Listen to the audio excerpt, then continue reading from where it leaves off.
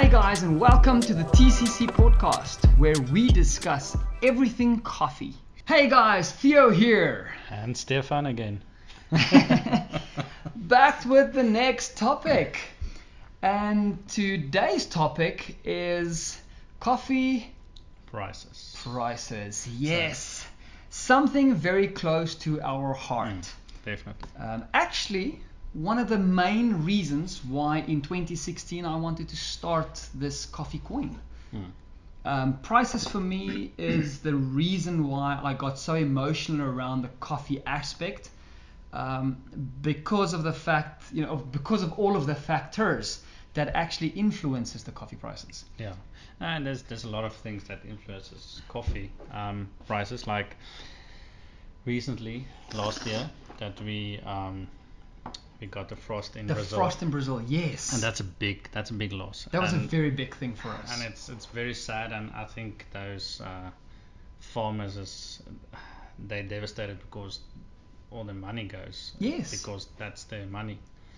And at the end of the day, you know what breaks my heart on you saying it's their money. Yeah. The sad thing, or the thing that really gets me, the thing that irritates me to the point where I actually want to get angry, even though I know it's not a good idea, because if you get angry, all the blood leaves your brain, goes to the major muscles to prepare you for a fight. There we go. And for that period of time, you lose 15% of your IQ. So I try not to get angry. But this tends to irritate me so much that I want to get angry to do something about it. And of course, I choose not to get angry because it's just pointless. So just do something about it. Yeah, so let's just do something about it. The thing that breaks my heart and makes me very emotional is the fact that when coffee farms have coffee, so let's say there's 10,000 farms out there and they actually got a beautiful harvest this year, the prices are really, really cheap because of supply and demand. Yeah. So now that the coffee farms have coffee to sell, no one wants to pay for it. Yeah, and that's right. Yeah, at the end of now that it's now nothing, all of a sudden there's a frost that comes nothing, down. There's a lot less. Yeah, and we lost. I think they said it's about 15,000 hectares of actual coffee trees, not farm. 15,000 hectares of trees, That's a lot. which accounts down to roughly about I think it was 4.6 million kilograms of coffee that this year will not be harvested. That's a lot. So now that these farmers that need the money don't have any coffee to sell, now all of a sudden the price goes up 100%. And now we have to pay, or the consumers has to pay a lot. We pay more so that who can get the money at the end of the day? The freaking stock exchange. Yeah, and that's sad, because the stock exchange is just the guy that takes the money. Yes, the middlemen take all the money. Now, to be fair towards the importers and exporters, I'm not blaming you. It's not you. It's the guys that charges you for containers, for shipping containers. It's the guys that, the taxation side of it. It is the stock exchange where they make their prices more, and the prices of coffee as such go up. So it's more expensive for a share of the coffee Java, registered. I don't know exactly how those registrations work. I don't really care because they just tick me off. Can you hear the frustration in my voice? It really gets me emotional. No, it does, because at the end of the day, the farmers need to make a living. Yes. And they have to pay their workers that's there for, at the end of the day, cheap labor, because the farmer don't get enough money to pay more. Because when they have a lot, they don't get paid. They don't enough. get paid more, yes. So, and then at the end of the day, we want to help them get better prices on their coffee. That's it. And that's why this whole coin came into thought and now into existence. Now, I have to probably mention, two things I have to mention because I want to, yes? Before you go there, let's quickly the coffee we're drinking today. Coffee. I always run away from the coffee that we're drinking today. So today we've got Favour and Grace, very nice packaging. I like the whole packaging cylinder. For those of you watching on YouTube. Cylinder tube with nice graphics and stuff on. So today we've got a Burundi from Kabezi. Kabezi, yes. I'm not sure if that's the region. The region or the processing plant. Yeah, we're not sure. But it's a washed process. And we did it through an AeroPress. Yeah, we What's popped the it through ratio? an AeroPress You on a made 1 it. to 11. 1 to 11. So I did a very slow press on the extraction. It was a beautiful, about 4 minutes, very slow press, double filter. Water was on 87 degrees Celsius. Okay. So the reason why I pushed a 1 to 11 ratio is the coffee is not old, but it's old enough that a lot of the flavors would have slightly started, running away. Yeah. So I went slightly finer on grind, did a very slow press, 1 to 11, so that I can then top it up just to break that astringency. Yes. Because of the fine grind. Yeah. Up to a 1 to 12 ratio. So it's a 1 to 12 ratio in cup, but a 1 to 11 pour and extracted. Okay. On a red bourbon. So Nice. very, very, very nice coffee. Love red bourbon anywhere in the world. So you guys know we are fans of red bourbon. Always. And as I was mentioning to Stefan earlier, in a lot of African countries like Rwanda, you get your Burundi, you get your Uganda. They actually don't allow anything outside of a red or a bourbon cultivation. So only That's beans that have been cultivated from red bourbon is, according to government, allowed to be grown in those countries. That's very interesting. So they basically restrict them only to bourbon varieties. Just to kind of keep a certain standard in their country. Okay. So of course there's a lot of cultivations around the red bourbon, like K7, R11s, SL28s, SL34s. A lot of those single varieties originated or was changed through either DNA or cross pollination. Were created from the red bourbon.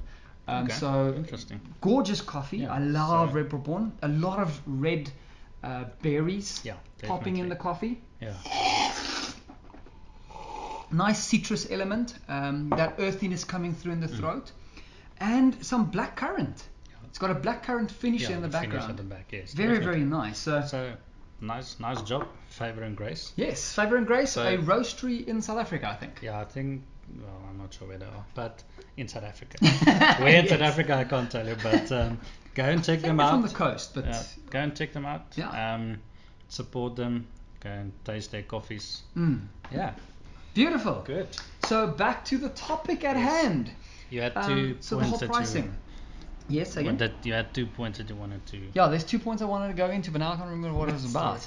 I thought I might be getting you off of your topic, but yeah. Yeah, well, I'm sure the topic will come back to mind just now, So one of the reasons why we want to discuss pricing today is just to kind of give you. Oh yeah, that's one of the things just came back to mind. There we go. So one of the 2 things, I'll probably get the second one just now.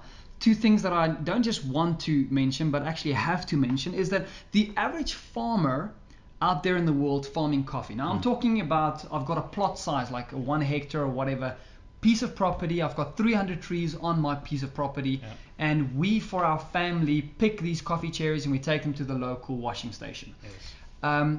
Get paid anything between $1.50 to $2 per pound of coffee picked. That all. Now in South Africa, that would equate to about 34 rand per pound, which gives us roughly about just over 20 rand a kilogram. Really? Is that so sometimes between 15 and 20 bucks a kilogram. Now that for me is heartbreaking, because if I only have 300 trees, which means I'm only going to get like a ton of coffee down. Now a ton of coffee cherry is only about 300 kilograms of coffee bean. Yeah. It loses about 70 to 85% of its weight. That breaks my heart. That's a lot. So do they weigh it, or do they pay them after they? Unfortunately, a lot of the washing stations only pay after. Not by green bean. They pay them by cherry. Okay. But they normally do flotation first. So they take out all of the less dense beans. Okay. So I know a lot of the guys also prefer, especially if it's going to be coffee that's going to be going through for naturals or honey processes. The guys that do fully wash don't really care about doing flotation, except if they know they had some some pesticides or whatever on the farm. But then they try and fully wash most of the coffees, and then they pay them that. Now, the other thing I wanted to mention is most of the coffee grown in the world connected to the stock exchange.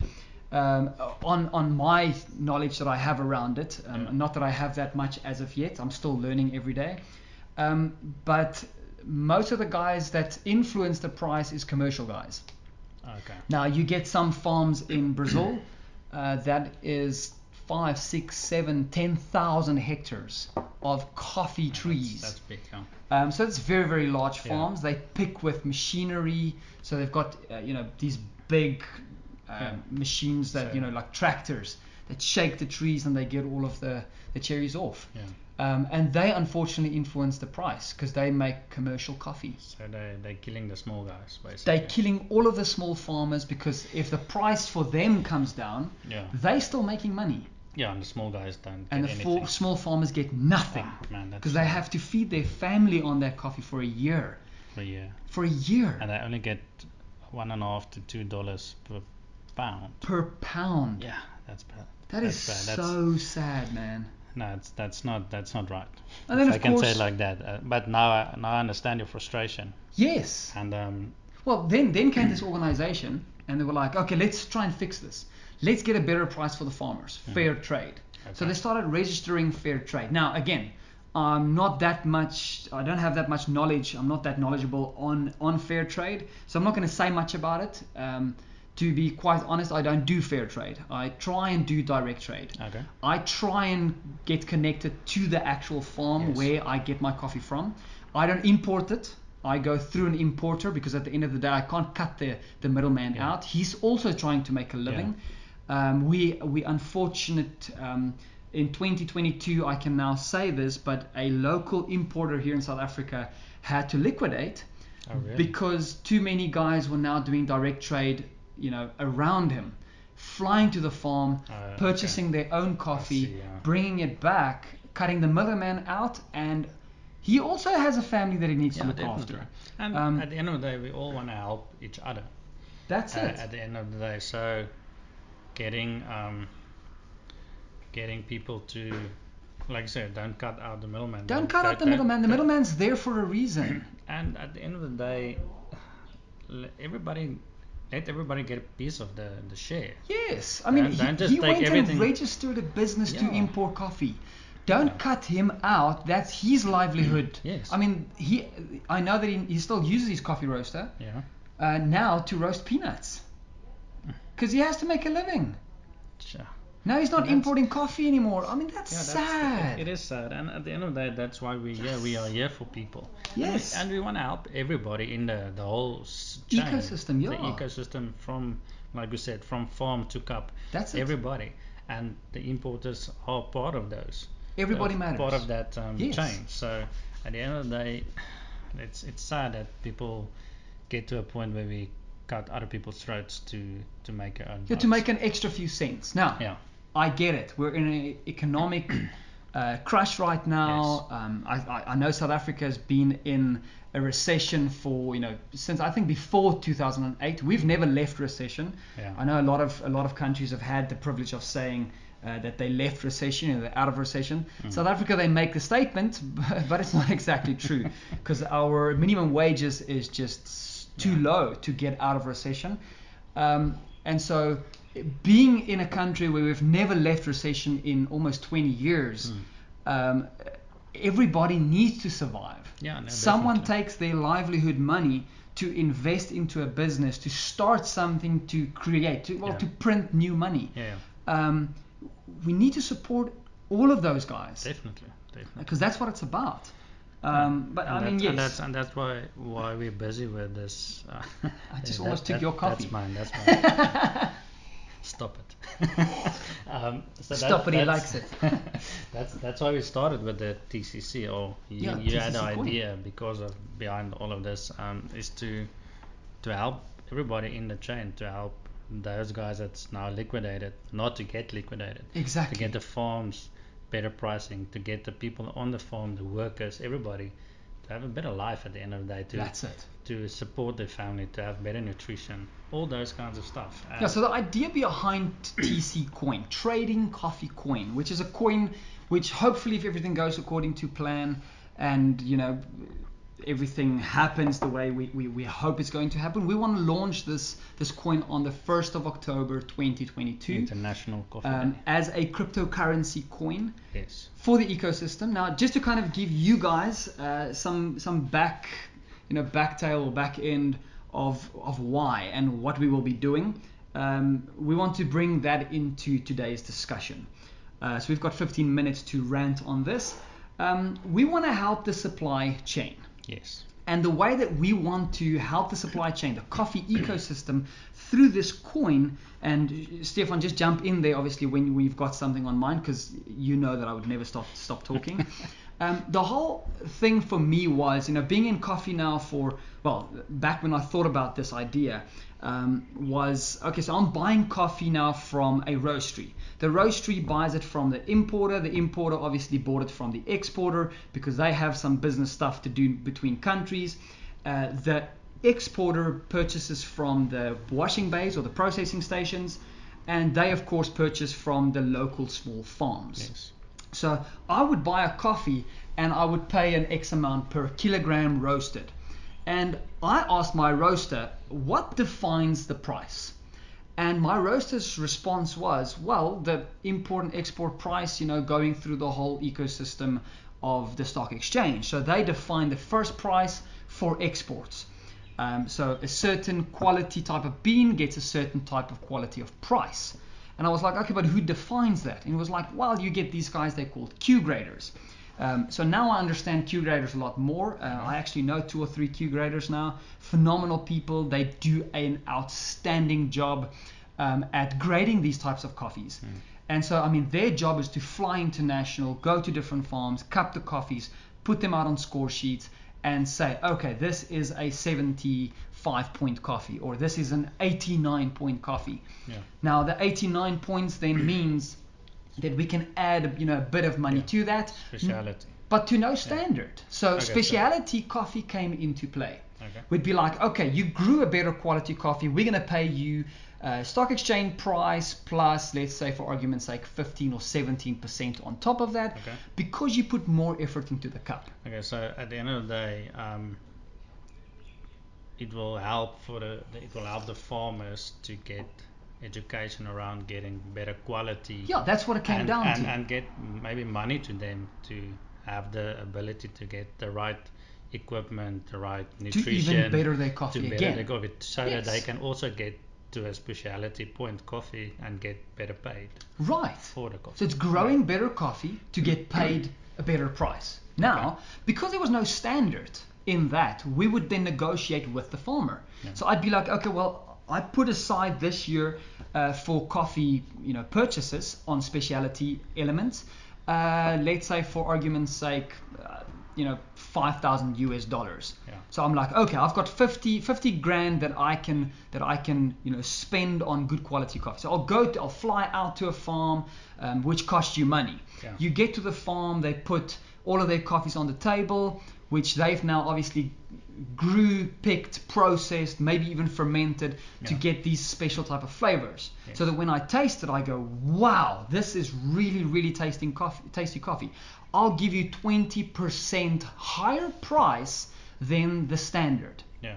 Which of course is the stock exchange. Yes. And so now I will go to 5 different farms and I purchase these bags. Yeah. Now with exports and import taxes and all of that, I've got my 5 grand. Now by the time I'm finished, my 5 grand is burned to ashes. Yeah. And I've only got, let's say, 15 bags of coffee back into my country, into South Africa because I'm in South Africa. Yes. So now I sit with this bag of coffee, I roast it, I put it on my shelf.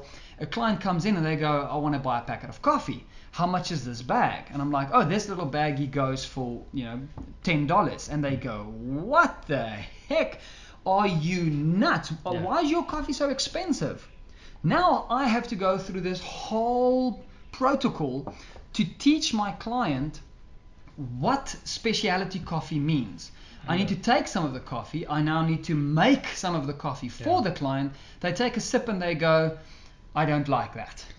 So you went through the whole process of creating the specific type of quality coffee. You even paid the farmer more for this coffee, and your client goes, I don't like this because the acidity is too high. Now, they don't know the acidity is too high. Yeah. Like the very first time you had your Katura, and it was extremely sour and fruity in your mouth. Yeah. I don't know how the roast was, but I just remember you mentioned, if you guys missed it, previous episodes, he had Katura even before we met. Yeah, and I didn't even know what it is. But like in the I South drank Coast it. or something. Yeah, they had Plettenberg Bay. And he loved it. Now, some people taste them, they go, this is horrible. Yeah. Why is my coffee tasting like fruits? and that's a hard thing to sell your client on. And in a span of like 5 minutes or so to you only have 5 minutes to explain to them why this is tasting it like it is and why it's expensive. Yes. And that's I think it's an important thing for us. Why we're also having this is to educate the end consumer. That's so it. that they know. We want to put all that education on a website, on podcasts, on Instagram, on Facebook, so on Twitter. When they walk in, you don't have to stand and explain why this is so expensive, why it tastes like this. Exactly. They come in, they say, okay, I want this because I like or I like Katwai or whatever. I like bourbon or I like coffee from Kenya or whatever. So they know what they want. That's it. Then you don't have to explain, and they understand the value. Exactly, because they got some knowledge. Yes. I wouldn't say wisdom, because what we have is not wisdom, it's just knowledge, that we can take and give over to you guys. Yes.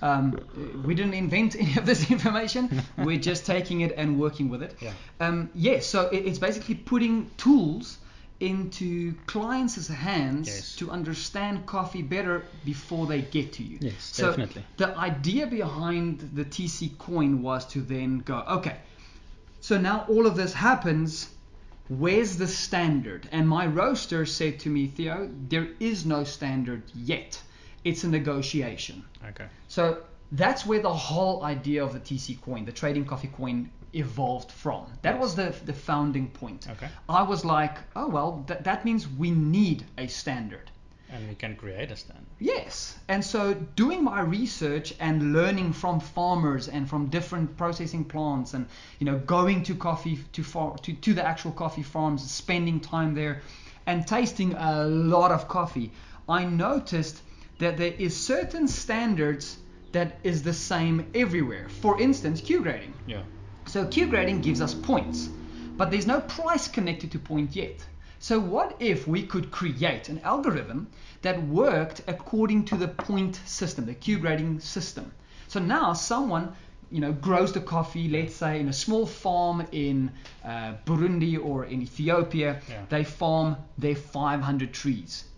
They try and pick to a certain color because the certain color has a certain type of bricks. Yes. Now they pick it, they put into the bag, they put on their bicycle, they cycle down the mountain, they get to the processing or the washing station, they give it to them, they weigh it in, and they go, fantastic. They take out the colors and they go, oh wow, this is a beautiful color that you picked for me. Yeah. And they're like, yes, we tried to bring you the best that we had. Okay, fantastic. Now they float them, they take them through floating, and they lose only 3% through flotation. That means there wasn't a lot of pesticides. So now all of a sudden you've got a better quality, like in hand. Now the processor can say to the farmer, I love this. You keep on bringing me this, I will pay you more for this coffee. And he goes, yes. Yes, and of course that's going to motivate him to keep that. To keep that and to educate these people to pick the right cherries at the right time. Yes. To have the best amount of bricks out of it. You just mentioned it. Yeah. Now the farmer doesn't know this. The processor does. Yeah. So in my research, I noticed that the processor is kind of the important guy. He's the guy that we need to work with. So I started connecting to different washing stations. Okay. One, for instance, that I've been working with for a while is Baho. Bahu from Rwanda. Okay. He grows phenomenal coffee. His name is Emmanuel. Emmanuel is a fantastic coffee lover. He's got a great history. We'll have him on the podcast, as soon as we can. I know that they're busy harvesting right now, so it probably won't be for the next 2 months or so. Yes. But we want to get him on this podcast just so that he can tell his story. His mom and dad got killed, unfortunately, because of all the junk that went on in Rwanda. So he grew up parentless. but he grew up in a country that grew coffee. With time, and again, I don't know his whole story. He'll tell his whole story, to you guys, just because it's cooler coming from him. But he grew up basically parentless. Then later on in his life, got really in love with coffee. Started his very first washing station. I think he's got 4, maybe 5 washing stations so far throughout the whole of Rwanda. He works with the government, on regulations of pricing, exporting. So he's making a very, very big impact on his local economy when it comes to coffee, because they export quite a bit of coffee to the rest of the world, really. Yeah. And they've got good quality. Oh, they've got fantastic coffees. I've got naturals. I've got honey process. I've got fully washes from Emmanuel himself. Which again, I did direct trading, but we imported through the local importer, so everybody got a cut. But so as I was going through this, I noticed that these washing stations are the important guys. Yeah. So I said to the washing stations, okay, what do you guys do locally? They were like, well, what we do is we pick and we wash and we then process. Then we put it on the table and we actually cup it to a Q grading standard. Okay. So they got a QSN, and so they would then cup these coffees and go, okay, this is a commercial, or this is a specialty. Then they've got almost like a foot to stand on when it comes to negotiation, going, okay, this was better grown, this was better processed, this was floated properly, we want 17%. The purchaser then, hopefully the importer in the countries, then taste the coffee and go, you know what, I'm willing to give you even 2% more than you request. Yeah. And so I was like, well, if we can put all of this information on chain, available. When you say chain, on the blockchain. He means blockchain. Yes, sorry, yes. So to put it on blockchain, thank you, Stefan. Pleasure. We want to put it on blockchain so that anyone in the world can actually go into the information of this bean and go, oh wow, this is stored as it was cupped. So when they do the cupping, they obviously have their score sheets. Yes. Then taking that information from the score sheets, typing it into an application that uploads it to the blockchain, making it available to the rest of the world. Okay. Going, this is the price that we would set this at because of a Q grade. So the actual number. Okay. Then I can, as an importer, go, okay, I'm willing to pay you slightly more for it because, at the end of the day, I feel back home people would be willing to pay even more for this. Okay. So the whole idea is to get that on chain. Then going through the whole process, we can see what was paid export taxes wise. We can see what was paid import taxes wise. We can see what the roaster actually paid for the coffee. Why? Because when he purchases it, it needs to be put on chain. Documented. So he says, I paid, so he scans the bag of coffee with a little QR code or photo recognition. I mean, today's technology is insane. He scans the name and he goes, okay, I paid X. Yeah. Now all of a sudden on chain everybody can see what the prices were. Yes. Now the coffee shop purchases from the roaster. Yeah. Now a roaster also needs to make some money because at the end of the day, that's why he's in business. Yes. And he's got gas price, gas that he needs to buy, and he's got rent to pay where his roaster is standing, and he's got packaging, and packaging always goes up because they go up with petrol. Petrol goes up if he's a delivery guy. And so all of a sudden, we can see exactly on chain what is happening. Yeah. So it kind of makes business more transparent. Yeah, and at the end of the day, to see from where it started until where you buy it, everything, the whole transparency list, the whole process it went through, why it got that price, why this person said he's going to pay more for it, because he sees the value and he knows that he knows his customer base, his customers, because his customers like the type of coffee. So now they can say, listen, I paid more because my customers will pay more because of the quality. The quality is nice. Yes. And the thing is, I like the way that you said you want to put prices or get a price on specific numbers like 85 or 80 or whatever. Put a specific number around it and say, listen, if you got an 80 point, you're going to get this amount of money and the guy that buys it might even give you more if he likes it. Or Correct. whatever, something like that. Yeah. So it's creating a standard. Yes. Now, the thing that excites me about the whole on-chain, the whole on-blockchain, traceability protocol, let's call it that, actually connects the buyer. So you walk into a coffee shop as a coffee drinker. You take your phone, you scan a packet of coffee on a local roaster or a local coffee shop's shelf. You scan the packet and you can see the whole traceability all the way back to the farm. Now I actually empower you to connect to the farmer, that's nice, to the washing station, and go, thanks guys, we purchased a packet of this coffee, the price, we can see everybody got paid for this. The coffee shop made a bit of money, the roaster made some money, the exporter made some money, the processing plant made some money, and the farmer got paid a decent wage to actually look after his family. And go, thank you for making this coffee. I appreciated it so much. It tastes divine. And I can tell you that when the farmer gets a message like that, he's going to grow better coffee. He's definitely, because that's motivating, man. Yeah, motivating. It's just motivating. So at the end of the day, somebody way in Australia gets a coffee from Colombia and he's like, oh, a guy from Australia got my coffee. Yes. And he loves it. So now this motivates me to actually grow better coffee. Yes. And at the end of the day, that's what we want. That is exactly what we want. I think we discussed this if you send a message to the farmer, maybe get an option where you can say, listen, I love this so much. Here's an extra.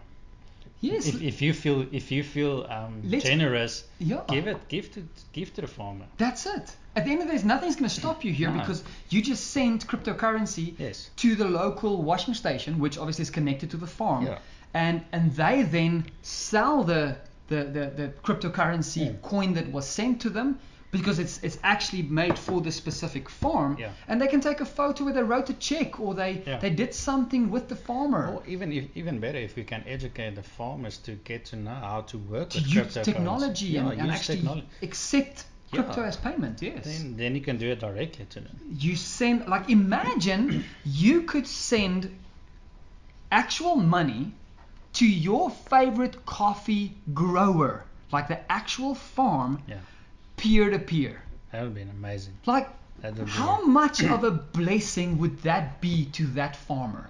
A big one, and it's gonna make a huge difference. Or even, let's go even a step further. Yes, you can bless the farm, but now the farmer goes, you know what, I got paid enough, I can look after my family, but we don't have schools in our local area, because we live like in the rural areas of, I don't want to use Rwanda, let's use Uganda for, like any one of those countries, or South America or Guatemala. There's no schools there. How about we build a fund, like a fund supply to actually build a school that would be amazing in that local region of where the coffee is grown, and for their kids to go to school. Invest in the next generation. That's it. Because I mean, a lot of these rural areas don't have schools. The kids start picking coffee at age 8 to 10, and that's all they know. And they help mom and dad to bring money into the house because they need to survive. Exactly. And we don't want them to just survive. No, we want them to live a decent life. That's it. And if you get them to be more knowledgeable, to learn stuff, to learn more, to learn technology, they can, from a younger age, like I said, the next generation can improve the farms so much more for generations to come, just by connecting the buyer to the actual farmer, the whole supply chain. And then everybody, like even the guys that works for the farmer, can learn stuff, learn basic stuff, read and write, for argument's sake. I mean, small stupid stuff to make a simple math calculation. That's it. So anything like that, just the basic stuff. And to get them to get maybe learn how to plant something else than coffee. Right. Because you can't just make a survival on coffee. Get better nutrition. Macadamians or avos. Have their own. Oh yeah, like the farm citrus, can get and have their own vegetable. Like a little vegetable farm, like supplying food to their own local area. Where they can get better nutrition, give better nutrition to the neighbor, That's it. whatever. Uplifting the local economy. Yeah, and I mean, there's so many possibilities where we can help them and partner with big guys that we can help better it. Guys that can help educate, that can help plant, that can help Yes. bring better water, cleaner water, all that kinds of stuff. Now, on that note, I just thought of mentioning this. If you guys are not familiar with Sasa. Sasa Sestic, Sasa is from Australia. Well, he lives in Australia. Project Origin. Here we go. So Project Origin Coffee is you guys can tongue twister over there. You guys can go and check them out on Instagram. Sasa Sestic is, I think, 2017 or 16 World Barista Champion, maybe even 2015. I'm not good with the dates. So Sasa Sestic started Project Origin, where they do exactly this. So he's actually the guy who flies out to Guatemala or to Nicaragua. I know that he recently purchased a farm in Nicaragua. He's been building schools on those farms. Yeah, it's amazing. They've got teachers. They fly teachers in from all over the world to go and that's awesome. educate the young kids and even the adults that don't know how to do normal math or can't read or write. So they'll be one of the projects that we will be supporting, as a cryptocurrency. Definitely. Giving them the ability financially to do more than they are doing at this moment. At more farms and more. At more farms, more regions, more continents. But yeah, I mean, if you are out there and you care about something like this as well, please get in contact with us through either our website or Instagram or Facebook or Twitter. I know that we are stretching out this specific podcast. But I think this is important. It is important, and we will be breaking it down. Something close to our heart. Yeah, we will be breaking it down in a lot more detail, in the future. We will be sitting with everybody around the table, and each of us will be sharing our heart around why we wanted to get involved in this. Yes. And yes, I'm not going to say much more on it because I'm mumbling now, but it's very close to my heart, and it's become very close to our heart. Yes. To do actually make a difference in the world when it comes to these coffee farmers. Definitely. They've got families to look after, and the commercial side of the coffee, and I've got nothing against commercial, but I do have a problem with the way that they do business. Their business ethics is to just make money. Yeah. And mostly for themselves. They sell cheap shit coffee to people at very expensive prices, and not all of them, but a lot of them don't care about the farmer because they don't know them. Yeah, and that's the connection that's lost. There's no personal connection. There's no chain to follow. It's just business, and that's how it goes. Correct. And we want to get to connect to the people, have a relationship with the people. That's the farmer, the pickers, all everything from farm to cup. That's it. Now, if you guys would like to read a bit more about exactly what we are about, our link is on our Instagram. You guys can just look us up. We go under TCC, but we trade, or on Instagram we actually called ourselves the caffeine community. Yes. Because at the end of the day, and I'm not sure if you noticed, but we use the word "the end of the day" a lot today. And it's still the middle of the day. Yeah, it's still the middle of the day. So go and check us out on Instagram, the Caffeine Community. Our link to our website is on there. It is publicly available already. Yes. Go follow us on Instagram, connect with us there. We want to get you on the podcast. We want you to tell your story, your heart's desire for the coffee ecosystem, creating a standard. And let's take hands. At the end of the day, again, there we go. At the end of the day, the essence of this whole thing is to bring people together, to be there for one another, to help other people, look after their families or feed their families, and create this coffee community international-wise that doesn't just drink coffee, but actually love coffee. All the way from the cherry on the tree straight into your cup. Yeah, definitely. And that's why we're here. That's it. That's our heart's desire, in a whole 39 to 40 minutes. Guys, we hope you guys enjoyed this. Sorry for stretching this one a whole 10 minutes past the 30 minutes where we try and stick to. And we will discuss in the next one a bit of coffee farms, a few farms that we are connected to, a few farms that we know grow fantastic coffee, to connect you guys to them, and to help you discover some beautiful coffees out there if you don't know of them. So our questions. The three questions, we'll roughly run through them today. How is this important for us? Well, if you're buying cheap coffee and it tastes cheap, then you know why. If you're buying expensive coffee and it tastes cheap, then you know why. Go and question your barista. Why are you selling your cheap rubbish coffee for such expensive prices? Yeah. Like, are you then sending a check back to the farm? And if you are, great. If not, we're gonna have a problem. Like, bring the price down. Like, don't steal from me and steal from the farmer. If you steal from me and at least you're supporting the farmer, I'll support you. Yeah, definitely. But don't steal two ways just to fatten your purse. Definitely. That's unacceptable. So, Stefan, how would this information better your coffee? Well, at the end of the day, for me, at the end of the day, sorry guys, sorry.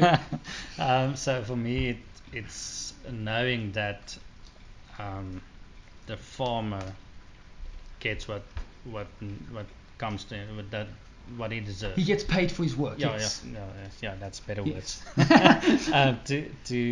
So that the farmer can feel the appreciation that everybody out there is enjoying his coffee, all of his hard work, all of the dedication that went into the coffee.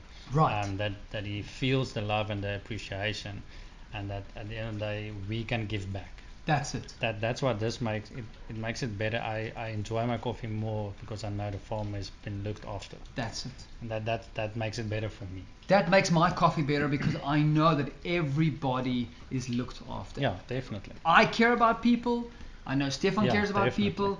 So we want to make sure that the farmer, the people, are looked after. And so, last question, of course, how can I apply?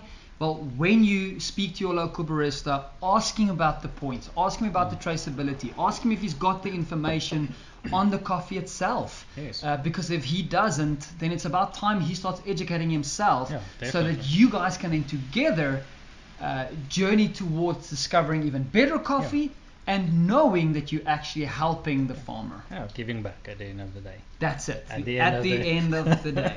I'm sure by the next podcast we would get a hold of on ourselves on the end of the day, and we'll start using it slightly less. Definitely. So let's put a little fun thing in there. If you can come and go to Instagram, take a photo, selfie, whatever of the podcast, and tell us how many times we use the word end of the day, and we will get in contact with you and send you a packet of coffee from some local roaster at the end of the day. At the end of that day, yes. Awesome. I hope you guys enjoyed this, and we will chat to you on the next podcast. Love you guys, and we hope that you go out and find your happy place in every single cup. Cheers. Cheers, guys.